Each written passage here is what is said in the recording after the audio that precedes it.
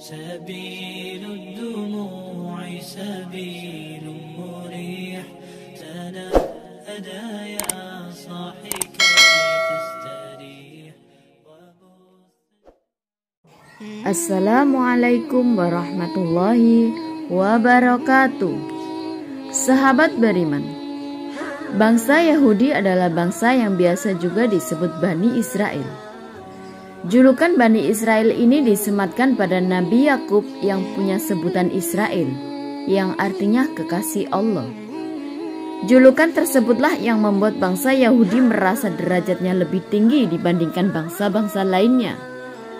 Kelakuan bangsa Yahudi yang sering meremehkan atau menghina bangsa lain bahkan sudah dicatatkan dalam kitab suci Al-Quran.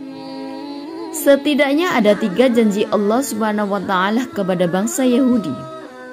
Lantas, apa saja janji Allah yang disebutkan Al-Quran kepada Yahudi? Serta apa wujud janji Allah Subhanahu wa Ta'ala kepada Yahudi? Dan kapankah kebangkitan kaum muslim yang dijajah Yahudi? Simak ulasannya dengan menonton video ini hingga akhir. Tentunya hanya di channel Timbang Nganggur Official Islami. Tapi sebelum lanjut, jangan lupa tekan tombol subscribe, like, komen, dan share. Bunyikan lonceng notifikasinya untuk mendukung channel ini lebih berkembang dalam menyiarkan syiar Islam. Janji Allah Subhanahu wa Ta'ala kepada Yahudi. Berbicara tentang bangsa Yahudi membuat ingatan kita tertuju pada tingkah lakunya dan sering meremehkan bangsa lain. Kelakuan bangsa Yahudi ternyata bukan sekedar kebetulan, sebab Al-Quran telah menjelaskan tentang tindak tanduk bangsa Yahudi. Allah Subhanahu wa Ta'ala berfirman, "Dan telah kami tetapkan terhadap Bani Israel dalam kitab itu, sesungguhnya kamu Bani Israel akan membuat kerusakan di muka bumi ini 2 kali. Terus kamu pasti akan menyombongkan diri dengan kesombongan yang besar. Dan apabila datang saat hukuman kejadian yang pertama dari kejahatan itu, kami mendatangkan kepadamu hamba-hamba kami yang mempunyai kekuatan besar. Lalu mereka mencarimu keluar masuk kampung ke seluruh negeri. Dan itulah ketetapan yang pasti terlaksana." Quran Surat Al-Isra ayat 4 hingga 5. Ayat tersebut turun di Mekah, jauh sebelum kaum muslimin mempunyai kekuatan di Madinah. Dalam catatan sejarah, bangsa Yahudi telah berkali-kali mengalami kehancuran sebelum datangnya Islam. Keberadaan bangsa Yahudi pernah hampir punah oleh kekuatan Babilonia dan Roma. Hal ini terjadi sebelum Islam datang. Bangsa Yahudi melakukan kerusakan yang pertama setelah ayat tersebut turun. Kemudian disusul dengan penghancuran yang menimpa mereka tanpa menunggu waktu yang lama. Kehancuran oleh bangsa Yahudi yang pertama kali merupakan perjuangan hamba-hamba Allah Subhanahu wa Ta'ala. Hal ini sebagaimana yang dijelaskan dalam Al-Quran. Dialah yang mengeluarkan orang-orang kafir di antara ahli kitab dari kampung-kampung mereka.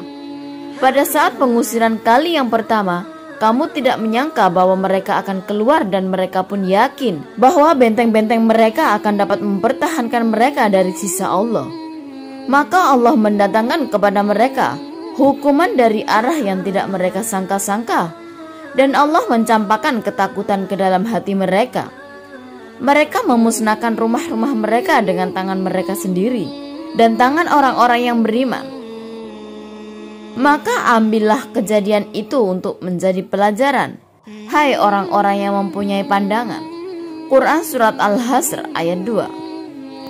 Pengusiran dan kehancuran bangsa Yahudi yang pertama kali mengakibatkan koloni-koloni mereka tersebar ke seluruh penjuru dunia. Janji kepada Allah Subhanahu wa Ta'ala kepada Yahudi tak bisa dibantah bahwa kesombongan dan kerusakan yang lebih besar lagi kembali diulang oleh bangsa Yahudi. Hal ini sebagaimana firman Allah Subhanahu wa Ta'ala di dalam Al-Quran. "Kemudian kami berikan giliran padamu untuk mengalahkan mereka kembali, dan kami membantumu dengan harta kekayaan dan anak-anak keturunan, dan kami jadikan kamu kelompok yang lebih besar." Al-Quran Surat Al-Isra ayat 6. Ayat tersebut mengisyaratkan bahwa Allah Subhanahu wa Ta'ala memberikan kesempatan kepada Yahudi untuk mengalahkan orang-orang yang pernah mengusirnya, yaitu orang-orang yang pernah mengusir dan mengejar Yahudi keluar masuk negeri.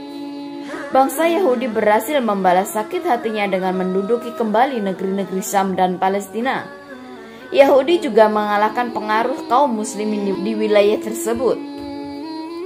Maha benar Allah Subhanahu wa Ta'ala yang menunjukkan janji kedua kepada Yahudi. Setelah kehancuran yang pertama kalinya, hal ini terbukti dengan melimpahnya ekonomi maupun politik terhadap bangsa Yahudi Israel. Imigran Yahudi mengalir deras dari segala penjuru negeri ke bumi Palestina tanpa bisa dicegah kaum muslimin. Kekuatan ekonomi dan militer barat hampir seluruhnya berdiri di belakang Yahudi. Karenanya, kesombongan Yahudi pun meningkat hingga saat ini. Sejarah mencatat lembaran hitam kaum muslimin akibat ulah bangsa Yahudi. Janji ketiga Allah Subhanahu wa Ta'ala dan kehancuran Yahudi. Derita masyarakat Palestina akan penjajahan Israel membuat sedih umat Islam di seluruh penjuru negeri. Kekejian yang dilakukan Israel sesungguhnya hanya akan mempercepat datangnya siksaan dan hukuman Allah Subhanahu wa Ta'ala. Hal ini sebagaimana yang dijanjikan Allah Subhanahu wa Ta'ala yang dijelaskan di dalam Al-Quran. Jika kamu berbuat baik, berarti kamu berbuat baik bagi kamu sendiri. Dan jika kamu berbuat jahat, maka kejahatan itu bagi dirimu sendiri. Dan apabila datang satu hukuman bagi kejahatan yang kedua, kami datangkan orang-orang lain untuk menyeramkan muka-muka kamu, dan mereka masuk ke dalam masjid, sebagaimana musuh-musuhmu memasuki pada kali pertama, dan untuk membinasakan sehabis-habisnya apa saja yang mereka kuasai. Al-Quran Surat Al-Isra ayat 7. Dari ayat tersebut, Allah Subhanahu wa Ta'ala telah memastikan lenyapnya bangsa Yahudi di muka bumi. Maha suci Allah Subhanahu wa Ta'ala yang telah memberitahu kepada kaum muslimin akan memasuki kembali Masjidil Aqsa. Hal ini sebagaimana di masa pemerintahan Umar bin Khattab yang menaklukkan bumi Palestina. Dalam kitab Taurat, Allah Subhanahu wa Ta'ala telah memutuskan bahwa Bani Israel akan memasuki bumi yang diberkati, yaitu Palestina. Bahkan di sana mereka akan mendirikan pemerintahan. Tetapi kemudian mereka membuat kerusakan besar sehingga menyebabkan Allah menghukum mereka dengan cara mengirim hamba-hambanya yang tangguh.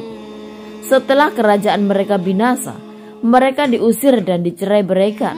Dalam hal ini, sebagaimana dalam firman Allah Subhanahu wa Ta'ala, "Hai kaumku, masuklah ke tanah suci Palestina yang telah ditentukan oleh Allah bagimu, dan janganlah kamu lari ke belakang karena takut kepada musuh.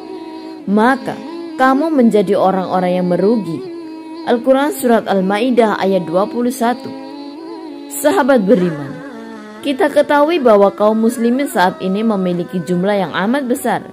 Akan tetapi, bagai buih di lautan yang mudah terombang-ambing oleh derasnya gelombang.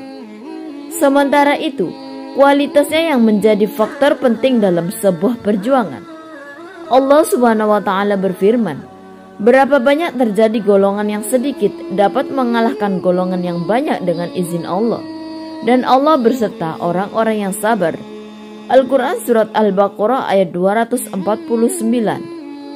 Wallahu a'lamu bishawab. Sahabat beriman, jangan lupa berbagi informasi dengan share video ini, karena sebaik-baik manusia adalah yang paling bermanfaat bagi manusia. Wassalamualaikum warahmatullahi wabarakatuh.